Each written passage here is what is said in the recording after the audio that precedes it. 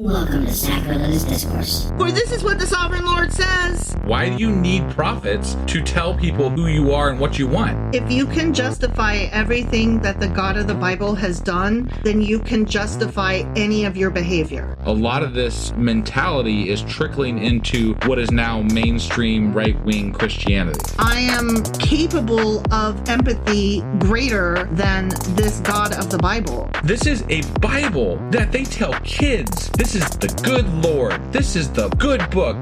He is fantasizing about murder, mass murder. Head over to sacrilegiousdiscourse.com right now to find out how to leave us a review or support us on Patreon.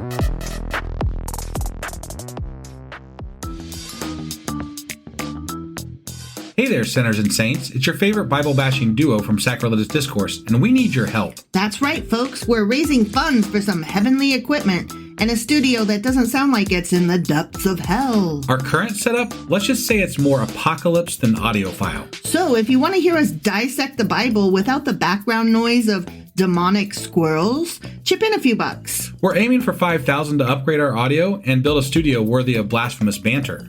Donate today and help us spread the good word of atheism. You can find a link right on our homepage, sacrilegiousdiscourse.com. Every dollar counts. Even if it's from your collection plate.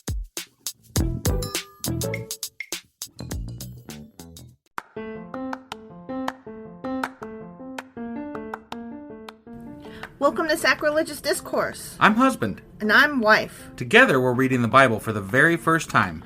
We grew up without religion and wanted to know what all the fuss was about. Well, what have we learned so far? That God is a dick, and apparently some people believe in talking donkeys. We're not trying to pass ourselves off as experts. Nope, we're just reading the Bible for the first time and giving our first take reaction. If you'd like to join us in this venture, you might consider starting at episode 1. Otherwise, jump in wherever you like.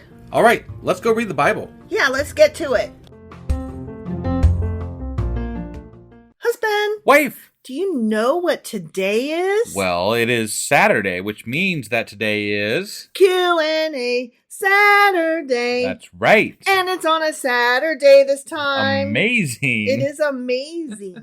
So, since we're doing a Q&A, what are we Q&Aing today? Well, we're going over Isaiah chapters 11 through 15. That's what we read this past week. Indeed. And I have a couple of small things to say. One is about Isaiah chapter 11, verse 9. And we had a question about a word. What's a Lordas? And I joked around Lordas. Okay. So I'm going to clarify that. Sure.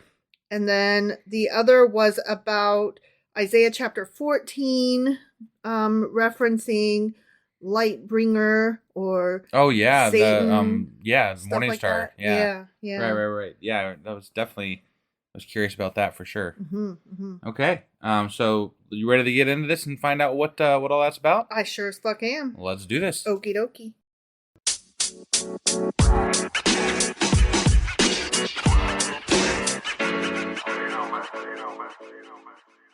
Okay, Q&A Saturday. Here we go. Okay. So the first question was about Isaiah chapter 11, verse 9. Lordas. Okay. The verse itself read, "They will neither harm nor destroy on all my holy mountain, for the earth will be filled with the knowledge of the Lordas, the water cover the sea." Yeah, that was weird. It was, but here's what happened. Okay. The thing that I was reading had a typo. Well, that's an easy one. Yeah. So it was just Lord. Yeah, well, it's Lord as. The earth will be filled with the knowledge of the Lord as the waters cover the sea. Oh. Yeah. That makes a fuck ton more sense. That makes so much more sense. So this is what I wrote in my notes here. Yeah. Lordis is a fucking typo. Lol, lol, lol, lol, lol. It should read Lord as. Yeah. Yeah. That's hilarious. Okay. So that one wasn't very exciting, but funny. I think it was funny because it just shows that we can make fuck ups, and I mean, well, it's the Bible. Like, we don't ever know if they're making up a word that we just don't right. know, or if it's, a typo apparently. Yeah, So. I mean, it wasn't like okay, when I said we can make fuck ups, it wasn't like our fault per se. Like it really wasn't. If we would have sat there and thought about it for a minute, we might have been able to come up with, yeah, that's a fucking typo. Look, maybe. I'm just saying, if we had taken the time to sit down and look at it and be like, Lordas. The sentence doesn't even read properly. Lord as. Yeah. And then it would read, so maybe. I doubt it because that one was just too weird. Right. I don't know. Okay. I'm trying to say that I'm an idiot, a dum-dum, if you will, and I read badly a typo. Got it. I don't entirely blame myself because it was a typo. It wasn't my typo. Right. But there it is. There you have it. Yep. That happened. That's the one. Sorry about that. Sorry about the confusion that I put out into the world. That was my bad. Right. And now I have cleared that up. Okay. Yep. So let's move on to Isaiah chapter 14. Okay. Mm-hmm. I'm not going to reread the whole chapter, obviously. No. But there were lots of references to Lightbringer and falling star, shining star, Morningstar, all that stuff, right? And they were talking about Babylon and the king of Babylon. That's what I was kind of asking. Yeah. Because I thought maybe they were referring, like, those are also terms for Lucifer, so I thought maybe they were referring to the king of Babylon as Lucifer or similar tonnage to that extent. Sure. And that has been theorized as well. But the thing is, at the time that this was written, they didn't have a word for Lucifer. Like, they didn't have a word for Lucifer, Satan, that kind of thing. But it's interesting that a lot of those words that they used to describe the king of Babylon then became words for Lucifer. Yes and no. For Lucifer. Yes and no. Lucifer was never a name. It became a name. Sure. It was a title, an office holder. Uh-huh. So it's not that there was a name that we referred to later as a bad guy. It's a bad guy of any ilk. And, with all of these other descriptors in his repertoire. Yeah. We sum that up as a Lucifer, like a noun. And then later on, that became a name in and of itself that we refer to as not just a bad guy, but the biggest bad guy of all. So, but I would like to dig more into this maybe. Sure. Because and I would Morningstar and, like the names there's multiple names for Lucifer that are used in this chapter. And apparently they are all to describe this Babylonian king. Right. Fucker must have been bad. Right. Obviously. Well, according to these guys, he was bad. Right. According to these guys. Yeah. The Israelites. Yeah. Right. But Isaiah. Specifically. Right. Specifically Isaiah. Yeah. So, but to the extent that he is, they're describing him as the worst of Lucifer. The worst. No, he was not being described or compared to Lucifer. I understand that. But his name, the names they're giving this Babylonian king later describe a god of evil. That they are the same words used for either one. Yes and no. We now ascribe a lot more to that than what the Bible does. We're not there yet. So we can't say one way or the other, you and I, yet, because we're not there. But when we quote unquote get to these parts where Lucifer is described, we're gonna see that a lot of it was taken out of context and given more meaning. Like we think that the name Lucifer as an entity and a bad being has more meaning than the Bible actually gave him. I don't doubt that. But at the same time, it's interesting that multiple names for Lucifer are used for this king also. That's all I'm saying. It's interesting to me. Well, I think that you have it exactly backwards. It's multiple names for this guy, then go on to become multiple names for so bad, totally bad, baddest bad. Got it. Just like that Babylonian guy back then. No, so bad. And then one of those words gets translated as Lucifer. Okay. You All see right. what I mean? It's not that Lucifer, it's not that the guy was compared to Lucifer. It's that badness was compared to the Babylonian king, and a word arose from that. I see. So there's no conflating of the Babylonian king for Lucifer? Correct. That's not something that even... They weren't there yet. No, I know, but Christians didn't go back and say maybe this guy was... Oh yeah, Christians have Lucifer. done that, but Christians are kooks. Right, but I'm that's what I was trying to get at, though. Like, so we're reading the Christian Bible, right? No, we're reading the Jewish Bible, which will then continue into the Christian Bible. Yes, it's all one and book. so they will say Isaiah was totally talking about Jesus and the devil and all that stuff, right? But they're wrong. I understand, but we have to take it both ways, though, because people are going to interpret Christians. A lot of Christians are going to interpret this as the devil and not the Babylonian king. Well, they can if they want to, but they're wrong. But I'm asking you a question. What is your question? What is your question? Do Christians view this as possibly the devil? Oh, Christians today do, because Christians haven't actually read the Bible. Okay. Yes. But I guess I'm not really understanding your question. Okay. I understand that Christians today who haven't read the Bible think of this as the devil.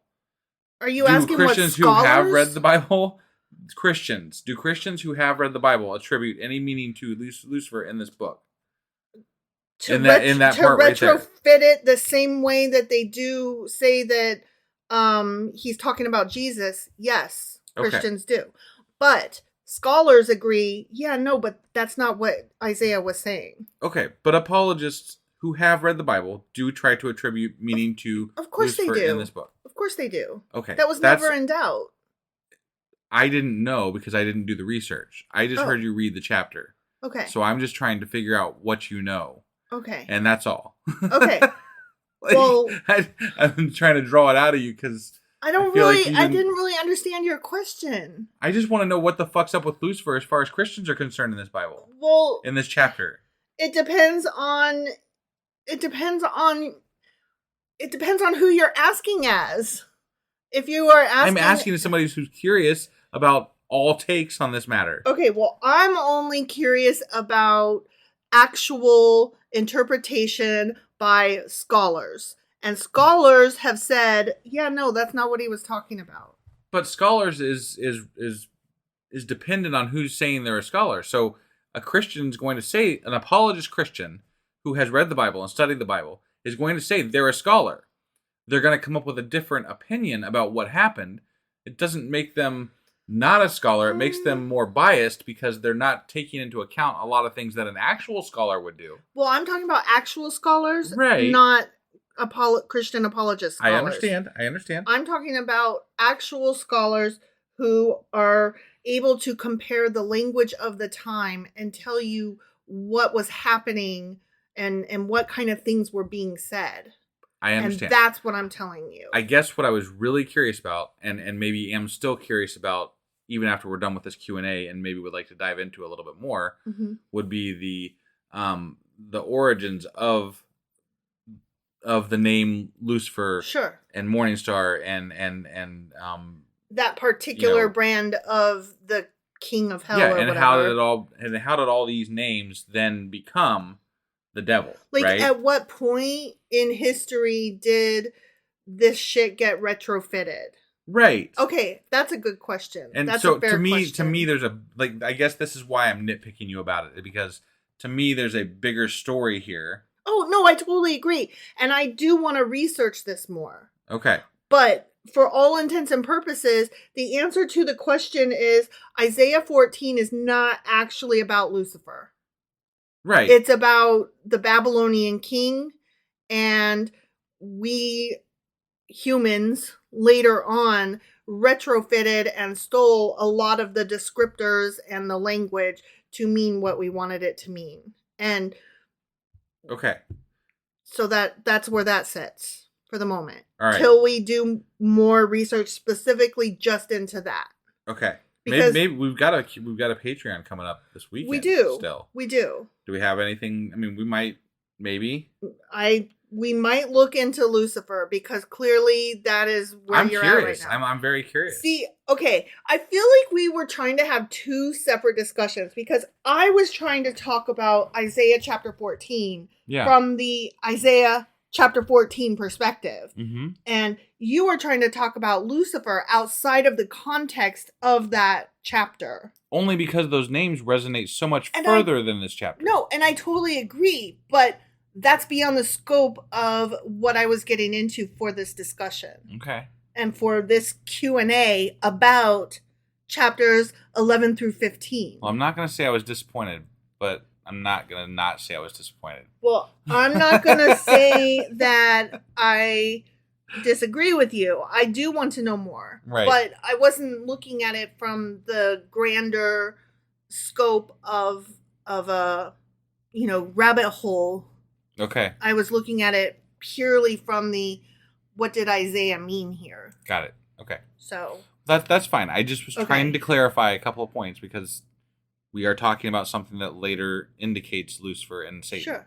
And the show Lucifer is so good and has nothing to do with this whatsoever. Right. Except in any way whatsoever. Except that everybody does call him Lucifer Morningstar. Yeah. Which is just so cool. And his brother Amenadiel calls him Lucy, which I fucking love. Don't you just want a reason to talk about, say the words Lucifer and Morningstar and Lightbringer a lot in an episode? Yeah, Wouldn't that be fun? absolutely. Yeah. Absolutely. Yes. Okay. Yes. All right. It's just, that's not what I was doing though. No, I got you. I apologize. I didn't realize that you were going to be so. Well, maybe not just me. I'm trying to be the everyman. Like, I'm trying to be the person that's like, but you said Lucifer in this chapter. I want to know what the fuck's happening here about Lucifer. Okay, and I hear you, but actually Lucifer was never said in this chapter. No. You said Lucifer. Nobody else said Lucifer. They said Morningstar. They said Lightbringer. They did. Those things were mentioned. They were. Those things are things that are Lucifer associated with Satan is called at if not in the Bible, at some point in time. This is really going to blow your mind. Satan and Lucifer are not the same being. Jesus Christ. Look at that bomb I just threw. And on that note, bye. Bye. What a grenade.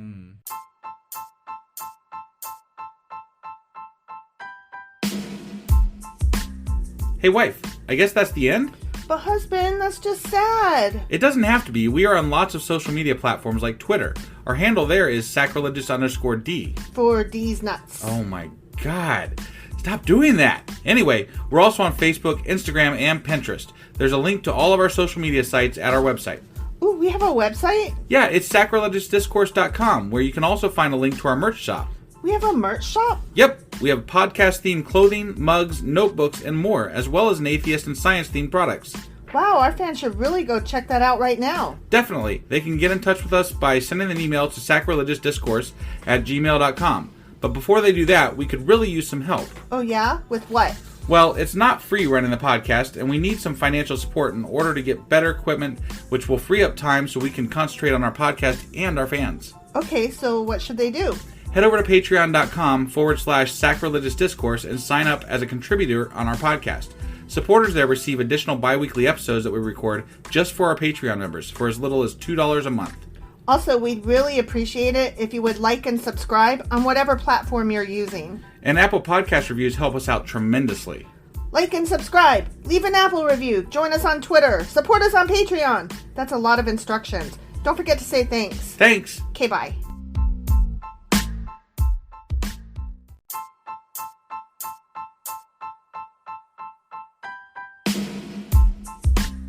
Hey, wife, I guess that's the end? But husband, that's just sad. It doesn't have to be. We are on lots of social media platforms like Twitter. Our handle there is sacrilegious_D. For D's nuts. Oh my God. Stop doing that. Anyway, we're also on Facebook, Instagram, and Pinterest. There's a link to all of our social media sites at our website. Ooh, we have a website? Yeah, it's sacrilegiousdiscourse.com, where you can also find a link to our merch shop. We have a merch shop? Yep, we have podcast-themed clothing, mugs, notebooks, and more, as well as an atheist and science-themed products. Wow, our fans should really go check that out right now. Definitely. They can get in touch with us by sending an email to sacrilegiousdiscourse@gmail.com. But before they do that, we could really use some help. Oh yeah? With what? Well, it's not free running the podcast, and we need some financial support in order to get better equipment, which will free up time so we can concentrate on our podcast and our fans. Okay, so what should they do? Head over to patreon.com/sacrilegiousdiscourse and sign up as a contributor on our podcast. Supporters there receive additional bi-weekly episodes that we record just for our Patreon members for as little as $2 a month. Also, we'd really appreciate it if you would like and subscribe on whatever platform you're using. And Apple Podcast reviews help us out tremendously. Like and subscribe. Leave an Apple review. Join us on Twitter. Support us on Patreon. That's a lot of instructions. Don't forget to say thanks. Thanks. Okay, bye.